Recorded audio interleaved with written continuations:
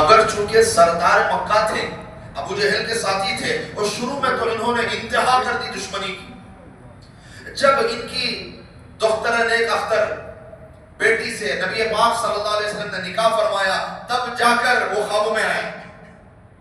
یہ حکمت سیاسی تھی جو نبی پاک صلی اللہ علیہ وسلم نے فرمائی، اور ورنہ تو انتہا کر دی تھی دشمنی کے اندر حضرت ابو سفیان نے۔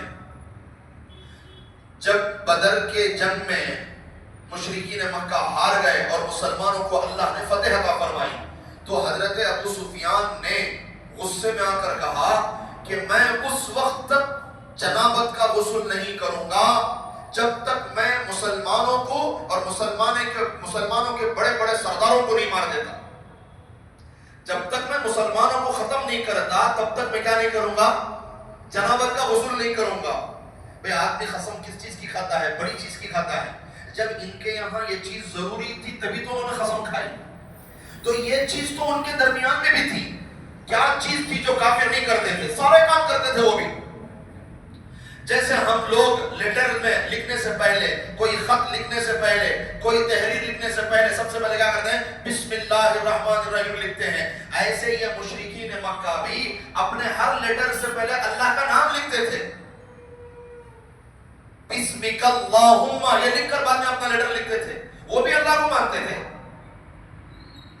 جیسے ہم مسلمانوں کے درمیان میں میت کو نماز جنازہ کے بعد تدفین کرنا ضروری ہے، قبرستان میں دفن کرنا ضروری ہے، ایسے کفار بھی اپنے مردوں کو، اپنے میتوں کو دفن کرتے تھے۔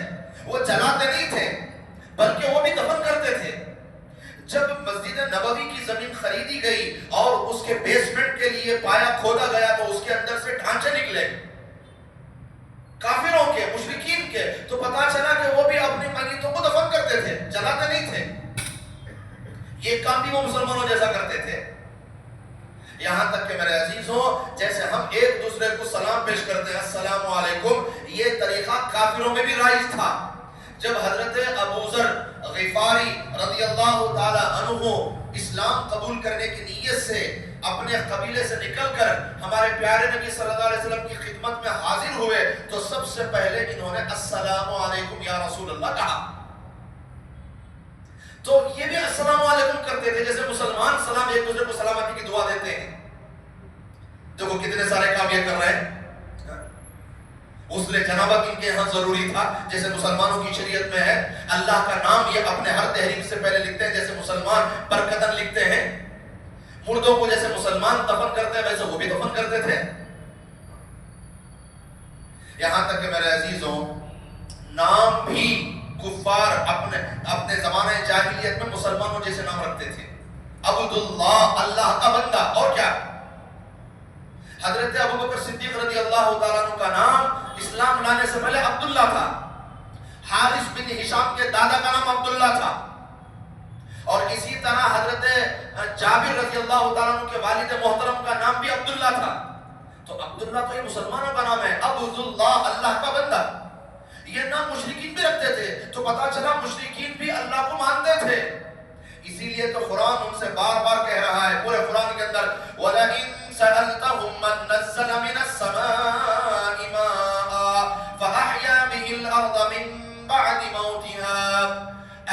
اے نبی جی ان کفاروں سے پوچھو کہ آسمان سے بارش کون نازل کرتا ہے، اور آسمان سے بارش اتارنے کے بعد یہ بنجر زمین کو، یہ سوکھی زمین کو پھر اس کے اندر جان کون پیدا کرتا ہے؟ فَسَيَقُولُونَ اللَّهُ، تو یہ سب کے سب کہیں گے اللہ۔ اے نبی جی ان سے پوچھو قُلْ لِمَنِ الْأَرْضِ وَمَنْ فِيهَا إِن كُنتُمْ تَعْلَمُونَ، کہ زمین میں جو کچھ ہے وہ سارے زمین کے خزانوں کو کس نے پیدا کیا؟ سَيَقُولُونَ لِلَّهِ، تو یہ سارے کافر کہیں گے کہ اللہ۔ اے نبی جی ان سے پوچھو قُلْ مَن رَّبُّ السَّمَاوَاتِ السَّبْعِ وَرَبُّ الْعَرْشِ الْعَظِيمِ، سات آسمانوں ساتوں زمین کا مالک کون ہے؟ سَيَقُولُونَ لِلَّهِ، تو یہ سب کہیں گے کہ اللہ مالک ہے۔ اے نبی جی ان سے پوچھو قُلْ مَن بِيَدِهِ مَلَكُوتُ كُلِّ شَيْءٍ وَهُوَ يُجِيرُ وَلَا يُجَارُ عَلَيْهِ إِن كُنتُمْ تَعْلَمُونَ، رسول کہ کوئی مدد کرنے والا اللہ کے سوا کوئی نہیں، ساری دنیا کی مدد کرنے والا، نظام چلانے والا کون ہے؟ سیقولون للہ، تو یہ مشرکین کہیں گے کہ اللہ۔ قل من يرزقكم من السماء والأرض أَمَّنْ يَمْلِكُ السَّمْعَ وَالْأَبْصَارَ وَمَنْ يُخْرِجُ الْحَيَّ مِنَ الْمَيِّتِ وَيُخْرِجُ الْمَيِّتَ مِنَ الْحَيِّ وَمَنْ يُدَبِّرُ الْأَمْرَ۔ اے نبی جی ان سے پوچھو رزق کون دیتا ہے؟ مردے میں سے زندہ، زندے میں سے مردہ کون نکالتا ہے؟ انڈے میں سے مرغی، مرغی میں سے انڈا کون نکالتا ہے؟ فَسَيَقُولُونَ اللَّهُ، تو یہ کہیں گے اللہ۔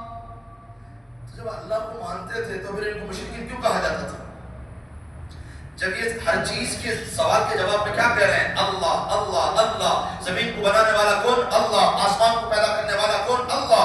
پہاڑوں کو گاڑنے والا کون؟ اللہ۔ سورج کو چمکانے والا کون؟ اللہ۔ چاند کو چاندنی دینے والا کون؟ اللہ۔ ستاروں کو جلولاہٹ دینے والا کون؟ اللہ۔ بغیر ستون کے آسمان کو کھڑانے والا کون؟ اللہ۔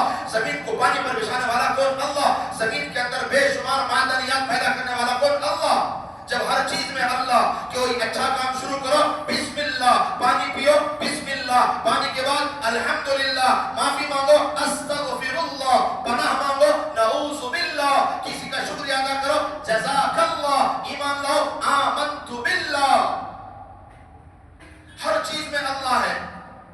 کوئی چھینکا ہے الحمدللہ، اس کے جواب میں یرحمک اللہ، صدقہ دو فی سبیل اللہ، قسم اٹھاؤ واللہ، دعا میں یا اللہ، تم پہنچے انا للہ، نیند سے بیدار ہو لا الہ الا اللہ، بھروسہ کرنا ہے توکلت علی اللہ، کسی چیز کا ارادہ انشاء اللہ، اگر کسی کی تعریف کرنی ما شاء اللہ، اللہ اللہ اللہ، ہر چیز میں اللہ ہے۔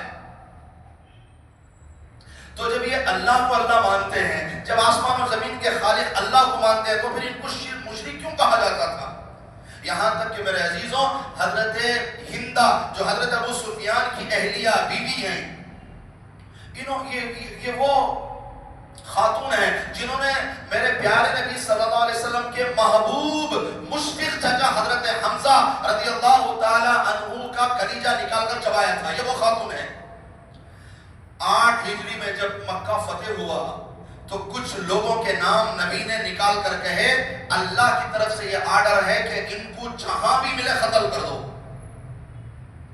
حرم میں ملے قتل کر دو، کعبۃ اللہ کے خلاف سے پکڑے ہوئے ملے قتل کر دو، کیونکہ فتح مکہ کے موقع پر اللہ نے تھوڑی دیر کے لیے حرمت کو اٹھا لیا تھا۔ اللہ کی مرضی، جب اللہ چاہے کسی جگہ میں جنگ کو بند کر دے، اللہ چاہے کسی جگہ میں جنگ کو حلال کر دے، اللہ کی مرضی۔ تو کچھ ایسے لوگ تھے جو نبی کو اور صحابہ کو بہت تنگ کر چکے تھے، ان کے نام لکھ کر کہہ دیا جہاں ملے شوٹ آؤٹ، انکاؤنٹر۔ تو اس میں ایک نام ہندہ کا بھی تھا کہ جہاں یہ خاتون ملا مار دو بس۔ اب ان کو جب ہندہ کو پتا چلا تو وہ چھپ گئی۔ جب رات ہوئی تو اندھیرے میں کپڑا اوڑھ کر کسی کو پتا نہ چلے ایسی کیفیت اختیار کر کے یہ نکلی اور چوری چھپے چلتے چلتے حرم میں گئی۔ جب حرم میں گئی تو کیا دیکھا؟ نبی پاک صلی اللہ علیہ وسلم اور حضرات صحابہ نماز پڑھ کر اللہ سے دعا کر رہے ہیں۔ کیا دعا کر رہے ہیں کہ اے اللہ جیسے آپ نے ہمیں ایمان دیا، ہمارے باقی مکے والوں کو بھی ایمان عطا فرما۔ ساری امت کے لیے ایمان کی دعائیں مانگی جا رہی ہیں۔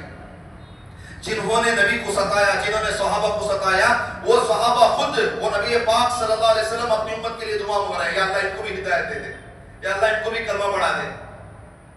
جب یہ روحانی منظر حضرت ہندہ نے دیکھا تو دل تڑپ گیا، کہا یار ہم کس کے پیچھے پڑے تھے آج تک، آج ہمیں سمجھ میں آیا کہ یہ لوگ کیا ہیں۔ پھر وہ کسی طرح پہنچنے میں نبی تک کامیاب ہو گئی اور کہا میں اسلام لانے کے لیے تیار ہوں، آپ مجھے معاف کر دیں۔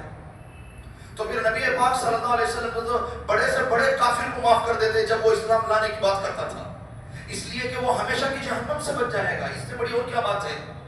انتقام بدلہ تو دنیا میں درگزر کر دو، اللہ اس کے بدلے میں اتنا بہترین اجر دے گا، قیامت کے دن تم دیکھ کر رہ جاؤ گے۔ ہر چیز کا بدلہ دنیا میں نہیں لیا جاتا، اللہ کے لیے درگزر کیا جاتا ہے۔ تو پھر نبی پاک صلی اللہ علیہ وسلم نے ہندا کو بٹھا کر بیعت دلائی. کہو لا الہ الا اللہ کہ اللہ کے سوا کوئی معبود نہیں. کہو کہ اللہ کے ساتھ کوئی شریک نہیں. کہو کہ آج کے بعد میں چوری نہیں کروں گی. کہو کہ آج کے بعد ناحق قتل میں کسی کا نہیں کروں گی. کہو کہ آج کے بعد میں زنا نہیں کروں گی. تو ہندا خاتون نے کہا کہ اے نبی پاک صلی اللہ علیہ وسلم ہم تو شریف خاندانوں کی عورتیں ہیں. ہم تو اسلام سے پہلے زنا کو برا سمجھتے ہیں. اسلام کے بعد کہاں سے زنا کریں؟ تو پتا چلا کافروں کے درمیان میں بھی زنا کو برا سمجھا جاتا تھا. جیسے اسلام میں حرام ویسے وہ بھی سمجھتے تھے.